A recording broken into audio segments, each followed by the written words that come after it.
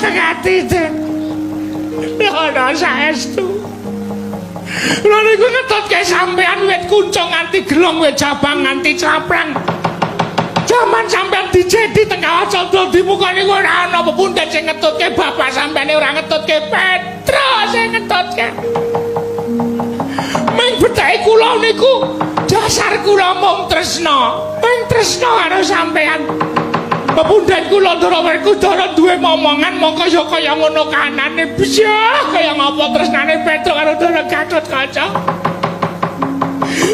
Ora kaya sadek-sadek iki. Oh sampean mentolo karo Petro tak unter kulumu. Ora teng ati. Aku kok lara-lara ya, Tru. Atine lara, Den. Bapakmu lho, bapakmu. Ndara Werkudara niku wong kau wong dosa. Wong sing wani mateni sapa mawon mongko wong kejem nika Ndara Werkudara. Nek luput, pancen luput tumrap negara mesti dipateni.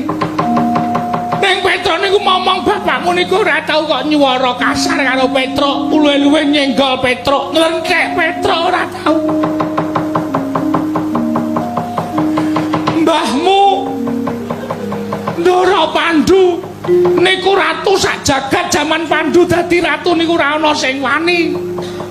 Ning Petro getak Ndara Pandhu bola-bali mergo ajeng kleru pakartine. Ning Ndara Pandhu mboten tau getak karo Petro. Kok sampean putune kok ming ajeng arep nguntir.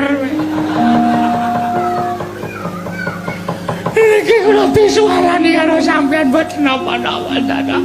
Loro teng ati. Mboten napa-napa. Mang pateni Petro. Mang pateni.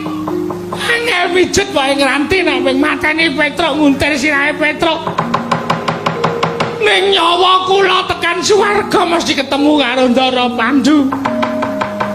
Terus Ndara Pandhu ndangu kalih kula, Petro. Kowe kok wis mati. Kula le wangsulan atine pun entek. Kula dipateni putumu Ndara Gatotkaca. Luputmu apa Petro? Mboten luput, mboten kleru. Ndara Pandhu sukmane medhun teng jagat madosi sampean. Yakin niku tenan yakin.